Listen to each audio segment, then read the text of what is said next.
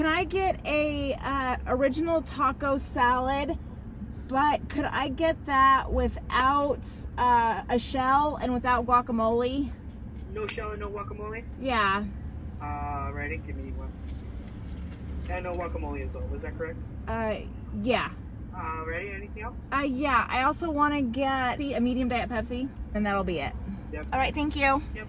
Hi guys, welcome to another one of my videos. As you could tell from the beginning, I went to Arctic Circle and I picked myself up a taco salad, very much keto. I got it without the shell. And in some ways, I think it's even better because, at least in my experience, when I get the taco salads without the shell, I seem to get more meat and lettuce and things like that. It's almost like they make it bigger to compensate for the lack of a shell. So they seem bigger. So, and then I got myself a diet Pepsi. I also picked up a fry and a Pepsi for my husband because when I dropped him off at work, I told him that I was going to Arctic Circle for you guys and gonna do a little lunch video. And he's like, "Oh, you can't go to Arctic Circle without getting me a fry and a soda." So I went and I did that, and I took that back to work for him. So, and my daughter's at home watching her brothers. That way I could be able to just come out and eat with you guys. So I went to one of our favorite parks to go to. It's so pretty over here. And it's actually a really nice day. It's not that cold and the sun's been shining. One thing I've learned since moving to the desert is I use my sunglasses a lot. And I mean, I don't know, if it's like that for a lot of states, but I lived in Oregon and we only use our sunglasses maybe 2 times out of the year, like 2 months out of the entire year. Sometimes 2.5, all depending, but it was mostly always cloudy. I'm definitely getting use out of my sunglasses now because I wear them year round. Yesterday we had about 1/2 inch of snow on the ground when I went to sleep. And then it just by noon, I'd say by 11 this morning, it was all melted. So, but here's my Diet Pepsi.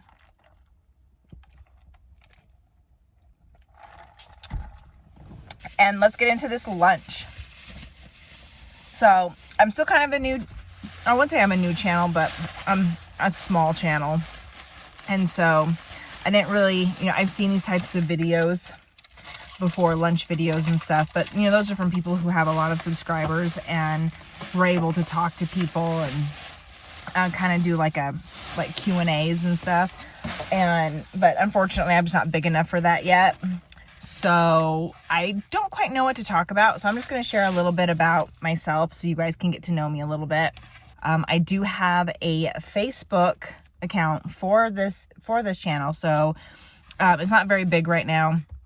I mostly just, I'll find posts of like keto recipes and things that would be interesting to do on this channel, things like that. I'll be moving those, sharing those on my Facebook page and stuff, but it's all about just, being a community together and supporting each other in our weight loss, health journeys and stuff like that. So if that's something you guys would be interested in, feel free. I'll have the link to the Facebook page down in the description below. And then I'll probably next time I want to do one of these videos, I'll probably put a Q&A on there. So if anybody has any questions and stuff, they can put it there and then I'll know to write them down and answer them in my next lunch video. So anyways, here's the taco salad. It's got some sour cream on it. Usually it comes with guacamole too, but I didn't want any guacamole today. So, and what I did for myself, because I am keto and you can never trust the ranches and the salsas, I went ahead and I brought my own ranch, which is right here. And so I'm going to throw some of my ranch on there. Ranch, yeah, it definitely has ingredients, and usually they make it with like buttermilk and things like that, which is definitely not a keto item. So here's my ranch. I'm going to stick that on there. And I measured this out too before I left home. I didn't just dump ranch in here. There's 2 tablespoons of ranch in here.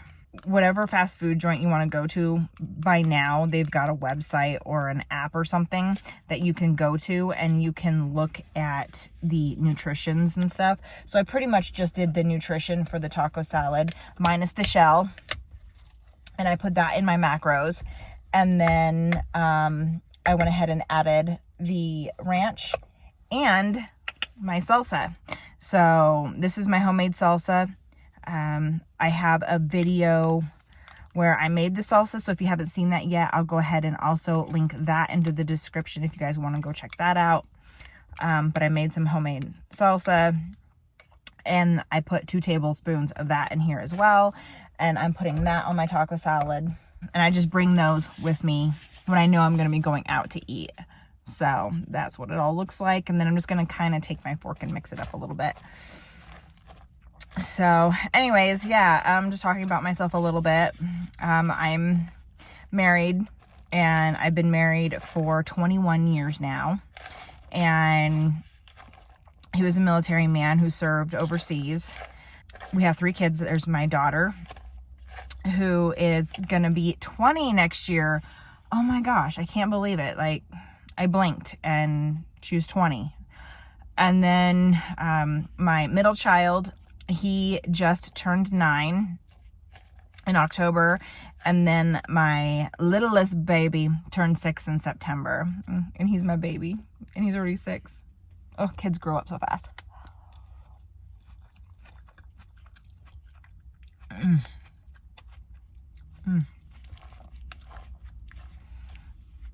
Honestly, you can never go wrong with a salad at a fast food. If you're unsure what you want to get, just about every fast food has some kind of salad.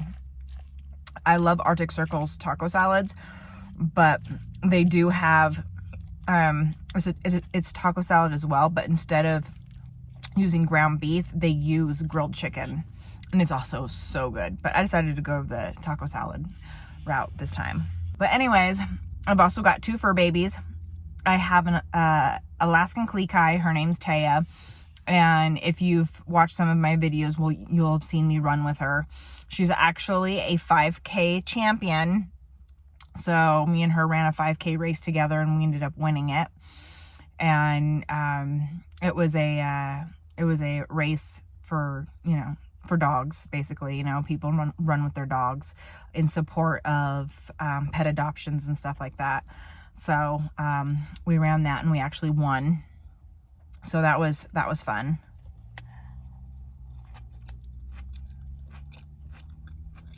And we also have an orange tabby, and we named him Garfield. I actually got him from my best friend. They had neighbors move in, and they have this female cat that they just chose to not get fixed, and she was an outdoor cat, and she was constantly getting pregnant and having babies. And one year she just decided to have babies at my friend's place, and so they ended up taking care of the mama kitty and the baby kitties, and she found them all homes, and so we decided to take Garfield. They named him, but it so fits. So I told her, I was like, we're keeping his name Garfield, and it so fits. And he's a little oinker. He's always eating. But we absolutely love him. I mean, sometimes I get a little frustrated because he's so hyper and he's always getting into things. So when I'm sewing, he's trying to attack my material. When I'm trying to cut out patterns, he's trying to attack my scissors. When I'm trying to crochet, he's trying to attack the yarn. I'm slightly worried about my Christmas tree, but my husband and I have been coming up with some ideas so we can protect our ornaments and stuff like that. Because, most of the ornaments on our tree are special. They have special meanings behind them, and, we want to keep them safe. The reason why there's so much of an age difference between our oldest and our middle, they're 10 years apart in age, is I had 6 miscarriages between having my daughter and having my son. And, it took forever to figure out what was going on, what was wrong. I also had a miscarriage before my daughter. So, my doctor at the time, she told me that she was amazed that I had a successful pregnancy with Faith, that she was even born. So we call her, honestly, we call all of our children miracle babies, because in one way or another they are. They have their own miracle stories, but doctors couldn't explain to me why Faith made it when 7 of my other babies didn't. She was just meant to be, she was in God's plan, and she was just meant to be. And then Damon, that's my middle child.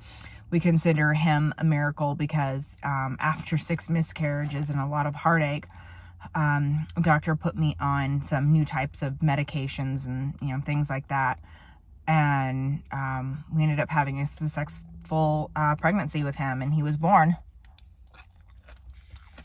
My only regret with that was, after having 6 miscarriages, I wasn't really invested in my pregnancy with Damon. It was like I hardened my heart a little bit. I didn't connect with him during pregnancy. And I remember spending my entire pregnancy being worried all the time. I mean, I would be laying in bed, and he wasn't much of a mover. Not like my daughter, who was always kicking me and, things like that. He was very, very quiet in my belly. And, he would move every once in a while and I'd feel better. But then, quite a bit of time would go by and I didn't feel any movements, and I'd be calling my doctor and, wanting to check out his heartbeat and, things like that, because I would always be so worried if I couldn't feel him move. But like, I just felt like I couldn't invest, because I didn't believe that he was going to make it either. And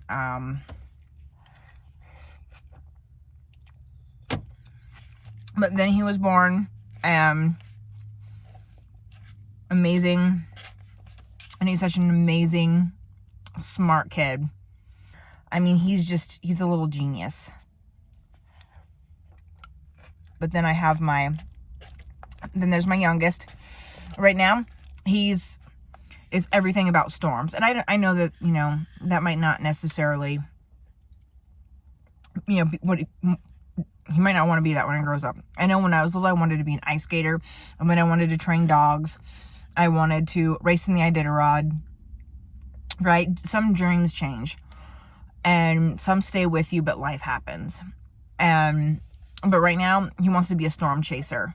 Again, that could change, but that's kind of where he's at right now. And, which I think is just absolutely sweet. But we consider him our miracle baby because, we weren't sure if we wanted to have any more kids after we had our middle child. And we had been debating on it and thinking on it. And of course, we weren't worried about getting pregnant, because after so many failed attempts and then having to go on special medication just to get pregnant, because it was like after my last miscarriage, it was like my body was broken and I just couldn't get pregnant. We tried. And then I just couldn't. And so then that's why they put me on the medications, so that I could get pregnant with my middle child. But with our youngest, we weren't worried at this point about getting pregnant, because we figured it couldn't happen. And that was when I found keto. I started losing weight and got on keto. And the next thing you know, I'm pregnant with our 3rd child.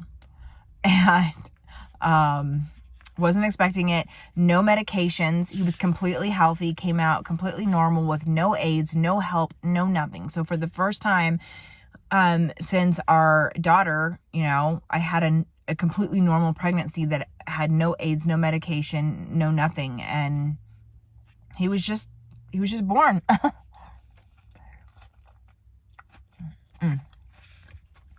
I definitely picked a good spot to come. It's beautiful here. I like the green grass. So sometimes, a lot of the times I miss. It's a shock to move somewhere from a place like Oregon that has so many trees, at least, where I lived at. So many trees, so much greenery, so much grass. and then moving here. And, it's been about 3 years now. We've adapted to it. We can actually stop and appreciate it and see the beauty in it now. But when we first moved here, it was a shock. By the time you guys see this video, it'll be after Thanksgiving. But I hope everybody had an amazing Thanksgiving. For me, I'm not too worried about sticking it all keto, because I've been on keto for 9 years now. My plan is to go more low carb versus keto for Thanksgiving. And basically the difference between a low carb diet and a keto diet is just the amount of carbs that you're allowed to consume, right? But it's my plan is to try to keep myself at about 75 net carbs. As long as I'm careful with my portions and things like that, I can easily keep Thanksgiving at a low carb thing, and it's not going to affect me at all. It'll be just fine, and I'm okay with doing that because I have been doing keto for 9 years. I know how my body's going to respond. I know how my body's going to react, and I also know exactly what to do to get myself continuously going so that I will stay in my weight loss for the holidays situation. I wouldn't suggest doing it if you were brand new in keto. Say you just started keto, just like not even a month ago, right? I would definitely suggest that you stick keto, bring your keto foods, right? Like, or host if you think it'd be easier, right? Just, if you just started keto, you need to stick it out, right? Like, and I did a couple of videos. My last couple of videos that I did were some great options to have, for the holidays. I have gotten a couple questions asking what the difference is between regular foods and keto foods. So I figured I would touch on that for a minute too.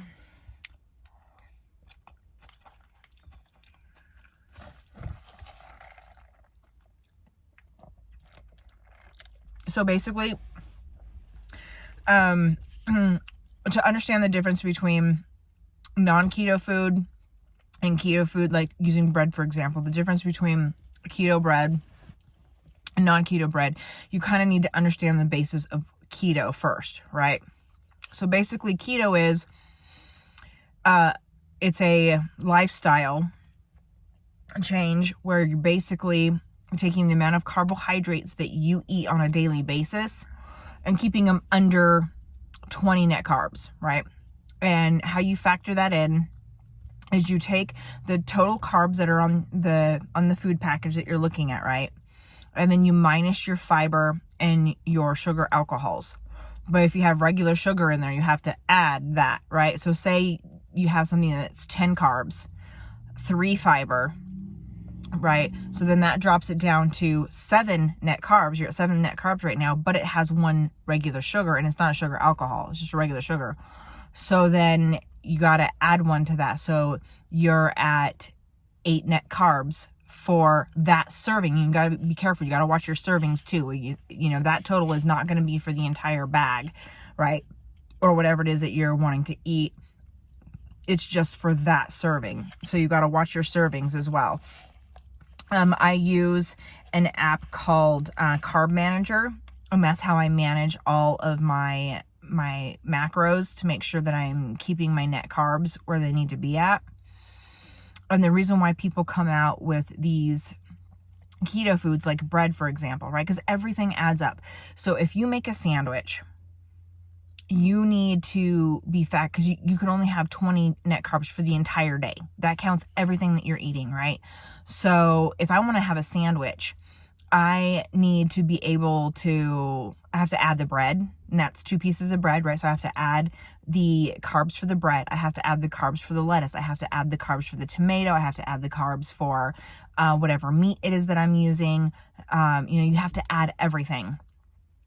And so why it's so important to have these keto friendly food options is because it allows you to eat more throughout the day. I mean, technically, I could probably get away with eating a donut. No, well, no, not even then, because it would be over 20 carbs, wouldn't it? I mean, there's foods out there that would probably put me right at my 20 net carbs mark by eating it, and it wouldn't be considered like a keto food, right? Because it's high in carb. I could probably get away with it, but then after that, I wouldn't be able to eat the rest of the day. I'd literally be starving the rest of the day. It's starting to get cold, so I'm going to turn my truck on, my heater. A part of keto is finding keto options that will lower your carbs. So I can eat, my husband can grill a burger, and I can use my keto bread, my Hero keto bread, right? Which is 1 net carb per slice, right? So that's like 2 net carbs for the bread. That's it. The meat is hamburger meat is 0 carbs, so that's not much, right? And then you're looking at maybe a carb for maybe like 2 carbs for the tomato, right? Or actually 3, because it does have a little bit of sugar in it. So it's like 3 net carbs for that. So basically you're looking at probably 7 or 8 net carbs for a keto burger. Now, if you went to just Burger King and you got just a Burger King Whopper, you're looking at close to 200 to 300 net carbs. Okay, that's like 200 to 300 carbs for a regular hamburger versus 8 net carbs for a keto burger, if that makes sense, right? So being able to make things that will keep your carbs low is always the best idea, because then you can get more food, and it's all filling stuff too. Things that I make with almond flour, I'm twice as full as I am on regular flour. Anything made with regular flour, my body burns through it super fast, and I'm hungry sooner. So there's stock in some of the keto foods too, because you feel fuller longer, which means you eat less, which then also helps with weight loss. A salad is big. I'm just like talking so much that it's just, I need to eat more. But yeah, if you guys have any questions, definitely let me know down in the comments. All right, I'll respond to you guys as soon as I can. And also, don't forget to hit that like button for me. I'd really, really appreciate it. I'm really trying to get my videos out there to other people. I'm slowly trying to grow my channel, and hitting the like button will help the YouTube algorithm to get my videos out to more and more people to help grow my channel. So I would really, really appreciate it if you guys would do that. And for you guys who've been sticking around with me all this time and supporting me, I really, really appreciate it. And if you're here to watch my running videos, I will be running again really soon. I feel fortunate that my stress fracture was very slight, and I caught it right away. Right, it was like the minute my foot was hurting, I knew something wasn't right, and I immediately stayed off of it. So even though I've only been wearing my boot for a month, so about 4 weeks now. Normally a stress fracture, you're in a boot for about 6 to 8 weeks. I don't think that's going to be necessary for me. And so, because it was so slight and I caught it so soon, and I did, I was off of it 2 weeks prior to getting the boot, right? So I've actually already been off my foot for 6 weeks. And I'm to the point now where I can walk on it for about 10 minutes a day. I do feel some slight pain, but on a Richter scale of 1 to 10, 10 being the worst pain you can feel, right? I'm at about a 1 or a 2. And the intensity between 1 and 2 fluctuates, and it's never the same. And honestly, I'm starting to think that the pain that I'm feeling now when I walk isn't so much actual pain as it's just fear of re-injury, right? Like, there's actually a term for it. It's like post-traumatic like, I don't know, it's not post-traumatic stress syndrome, but it's something similar to that. And it's basically just a fear of re-injuring yourself. You know, and I am afraid of that because, you know, I've been enjoying running, and I've been actually kind of been dealing with some depression because of my inability to run. I didn't realize how much running, I mean, I knew, but I didn't know how much running really meant to me and how much it's been helping me until I had to stop running. And so I haven't always made the best eating choices in the last month. I will be completely honest with you. The stress and the depression has made me eat things I shouldn't have been eating. And I'm also a bored eater. I have nothing to do but sit on my diarrhea for weeks. I mean, you know, and so I've been bored. And so then, you know, I eat out of boredom. That's gotten better. I'm crocheting a blanket for my best friend for Christmas, and it was actually her idea. She brought it up, and, you know, as you know, crocheting for something to do, and it's actually helped out a lot. I've really controlled myself since I started crocheting. It's like every single time I get this urge to want to just bored eat, I just crochet. So it's actually been helping out a lot, and I've been refraining a lot more. But yeah, I'll be honest, it hasn't been the best. I genuinely believe that eating healthier, and notice how I said eating healthier. I'm not talking about strictly keto or low carb. I'm talking about any conscious decision to eat healthier in your life and give up the bad things is strictly a mind game, right? Like, your body doesn't need all that bad stuff. In fact, they don't need that bad stuff, right? But our brains are the ones telling us that we need it. You know, we need to have that ice cream. We need to have that Snickers candy bar. Like, you know, we need it. But we don't, not really. And that mind game is a real woozy. And I wasn't expecting it to hit me so hard when I had to stop running. But I've got it under control now. I've accepted I will be running again really soon. It has helped that I've been able to take 10-minute walks without my boot. I only do 10 minutes, and then I'm back in my boot. I tried doing my walks on grass because I was told that, you know, it's more forgiving on your feet than concrete. But I find walking on grass hurts my foot.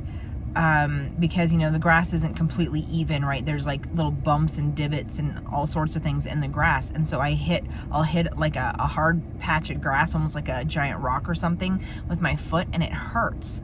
So I find that I have less pain when I'm walking on something solid like concrete, or like maybe I'll take a 10-minute walk in Walmart and stuff. But the other day I took a 10-minute walk with my dog, which is what I did like this time last year. A year ago today, I was taking 3-mile walks with my dog.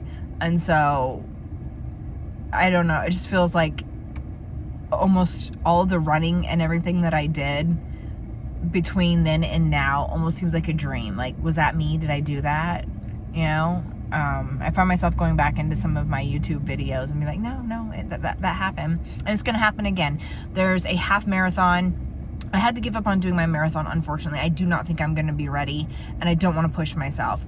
But there is going to be a half marathon happening in June of this next year, and I think I can be ready for that. But thank you guys for sticking around with me. I'm going to go ahead and stop chatting so I can finish my salad and get back home. Tomorrow is Thanksgiving. I still have a macaroni salad to make so that it'll be dairy and gluten-free. And then I have some pies to bake and things like that. So, and boys that need their baths. So I'm going to get home, do all of that. I hope everybody has an amazing holiday. Thank you for having lunch with me. And yeah, let me know if you guys would like me to do another one of these sometime. And if you do, let me know down in the comments below what restaurant or fast food restaurant you would like me to go to. And if I have it around my area, I can do that. So I'll see you guys in my next video. Bye.